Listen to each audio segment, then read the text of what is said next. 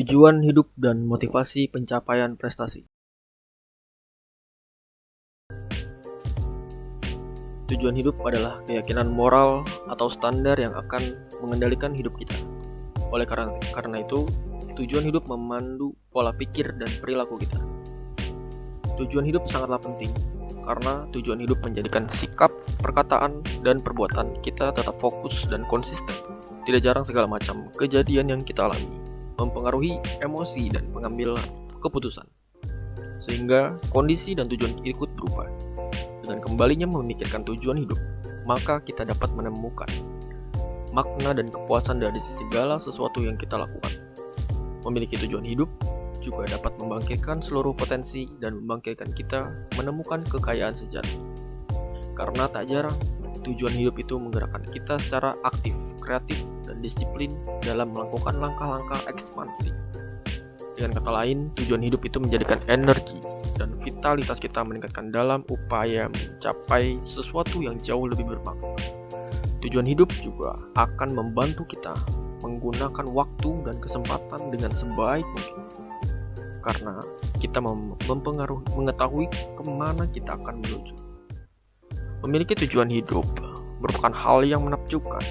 Oleh karena itu, maka langkah pertama dan terpenting dalam mengarungi kehidupan adalah menentukan tujuan hidup. Hidup tanpa tujuan seperti kapal tanpa kemudi yang akan oleng ke kiri, ke kanan, dan mengapung di tengah-tengah samudera kehidupan. Tujuan hidup perlu ditetapkan sedini mungkin agar setiap individu mengetahui potensi yang dimiliki. Potensi dan keunikan sangat berpengaruh dalam pencapaian kesuksesan. Tujuan dapat didefinisikan sebagai sesuatu yang ingin diwujudkan atau dicapai oleh manusia. Tujuan merupakan pedoman dan arah bagi manusia untuk bekerja dan mengisi kehidupannya dalam menjalani kehidupan agar hidupnya menjadi bermakna. Semua orang yang sukses dan menonjol di bidangnya memiliki karakteristik yang sama, yaitu mengetahui tujuan hidup, mempunyai strategi dan program kegiatan untuk mencapai tujuannya, mempunyai tekad kuat untuk mencapai tujuannya berdasarkan waktu pencapaian tujuan, dan dapat dibedakan menjadi tujuan jangka pendek, tujuan jangka menengah, dan tujuan jangka panjang. Tujuan merupakan pagar yang menjaga Anda tetap berada dalam jalur menuju cita-cita Anda. Buat tujuan yang realistis, tujuan yang terlalu ambisius seringkali tidak tercapai. Jika itu terjadi, dapat mengikis kepercayaan diri Anda. Sebaiknya di awal, buatlah tujuan kecil dan dapat diraih. Kemudian tingkatkan secara bertahap. Beberapa contoh dan beberapa uraian unsur tujuan yang berkualitas. Yang pertama, spesifik. Rumus tujuan spesifik maksudnya tujuan tidak bermakna ganda terhadap apa yang ingin Anda capai. Tujuan perlu fokus pada definisi spesifik bidang-bidang yang berperilaku kinerja. Misalnya, Andi ingin menjadi sarjana. Tujuan ini belum spesifik. Andi ingin menjadi apa? Perencanaan tujuan yang spesifik misalnya adalah Andi ingin menjadi sarjana psikologi. Itu maksud dari tujuan yang spesifik. Selanjutnya, measurable atau terstruktur.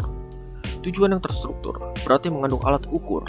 Jika tujuan tidak dapat diukur, kita akan sulit mengevaluasi pencapaiannya. Pengukuran merupakan cara untuk memantau kemajuan, apakah tujuan telah tercapai atau belum. Contohnya, Dina ingin meningkatkan indeks prestasinya. Pertanyaan tujuan tersebut belum terukur. Agar terukur, tujuannya harusnya diganti. Dina ingin meningkatkan indeks prestasi menjadi 3,0 di semester sekarang. Kemudian yang ketiga, realistik. Tujuan yang realistis adalah tujuan yang layak dan dapat dicapai dengan kondisi yang ada. Contohnya adalah Wildan, seorang mahasiswa yang ingin meningkatkan IPK-nya dari 2,5 menjadi 3,75 dalam satu semester adalah tidak realistis. Namun jika tujuannya meningkat menjadi 2,5 dari 2,5 menjadi 2,51 juga sangat pesimis. Relevan. Tujuan dibuat untuk menyelesaikan masalah yang ada. Tujuan yang relevan akan membantu seseorang mencapai misinya atau mencapai tujuan yang lebih besar. Contohnya, Andi pada semester 7 merasa sangat sedikit mempunyai teman. Nah, di sisi lain, dia menyadari tak lama lagi akan menyelesaikan studi dan masuk dunia kerja untuk berkarya. Dia memerlukan banyak teman agar lebih mudah masuk ke dunia kerja. Sehubung dengan masalah yang dirasakannya, si Andi memiliki tujuan menambah teman baru sedikitnya 1 orang dalam 1 minggu agar jejaringnya semakin luas sebelum ia menyelesaikan masa studinya. Seringkali orang-orang terjebak dalam rencana jangka panjang, namun tidak bisa fokus untuk mengerjakan rencana jangka pendek dengan baik. Mimpi besar dan keyakinan diri yang luar biasa untuk secara instan mewujudkan mimpi besar akan membuat diri mengabaikan langkah-langkah kecil yang diperlukan dalam rutinitas keseharian. Padahal rencana jangka pendek diperlukan untuk mendukung penyelesaian rencana jangka panjang dengan sempurna. Saya mengutip dari Rajendra, rencana jangka panjang yang dibuat berdasarkan gambaran besar yang utuh melalui visi yang jelas adalah hal baik. Tapi berfokus dan bertindak atas dasar rencana jangka panjang dapat menimbulkan rasa frustasi, dan cara terbaik untuk mewujudkan rencana jangka panjang adalah melalui rencana jangka pendek. Dengan langkah-langkah kecil yang menghubungkan bakat, potensi, dan sumber daya ke dalam gairah dan keyakinan untuk menyelesaikan setiap rencana jangka pendek dengan sempurna.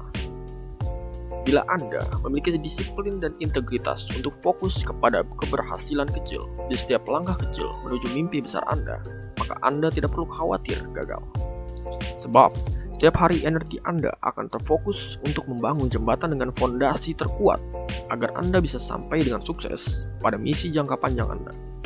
Oleh karena itu, jangan pernah menganggap remeh terhadap pekerjaan kecil yang Anda lakukan setiap hari, karena melalui pekerjaan kecil itulah pekerjaan besar Anda akan selesai dengan sempurna. Sukses perlu tindakan. Jika kita ingin mencapai semua cita-cita dan tujuan, kita perlu bertindak. Lakukan banyak hal yang bisa dijadikan alasan mengapa tujuan hidup yang digariskan tidak bisa diraih.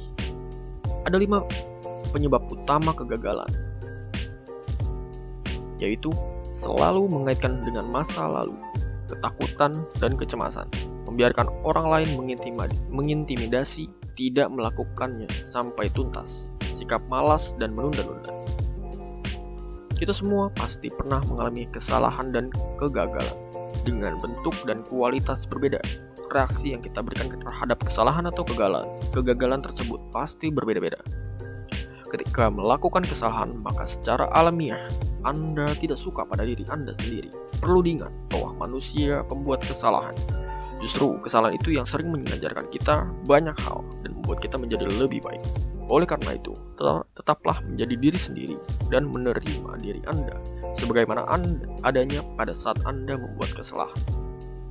Akui kesalahan tersebut dan dijadikan kesalahan tersebut sebagai pelajaran berharga untuk menjadi lebih baik di masa selanjutnya. Setelah Anda bisa menerima keadaan dan menjadi diri sendiri, dan kemudian ada pertanyaan, apakah Anda ingin sukses? Pasti jawabannya iya. Survei membuktikan 2 faktor yang menjadi penyebab utama mengapa orang tidak sukses adalah karena mereka enggan berubah atau terlalu lambat untuk berubah. Padahal dunia tersebut berubah. Perubahan itu pasti. Perubahannya pun semakin cepat. Jika kita tidak siap berubah, maka kita akan ketinggalan atau bahkan mengalami kegagalan. Untuk meraih sukses pada zaman ini, kita perlu cepat beradaptasi dan cepat untuk berubah. Jika Anda belum berani berubah, Anda sedang melangkah menuju kesuksesan dan saatnya menanam 5 prinsip sukses yang paling penting. Yang pertama, masa lalu tidak sama dengan masa yang akan datang. Yang kedua, tidak ada kegagalan, yang ada hanya keberhasilan. Yang ketiga, saya bertanggung jawab penuh atas kehidupan saya. Yang keempat, semua yang terjadi adalah yang terbaik. Yang kelima, kalau saya mau, saya pasti bisa. Baik, pada akhir video ini, kesimpulannya adalah tujuan hidup perlu ditetapkan sedini mungkin agar setiap individu mengetahui potensi yang dimiliki. Potensi dan keunikan sangat berpengaruh dalam pencapaian kesuksesan. Saya Numan Alsami, pamit.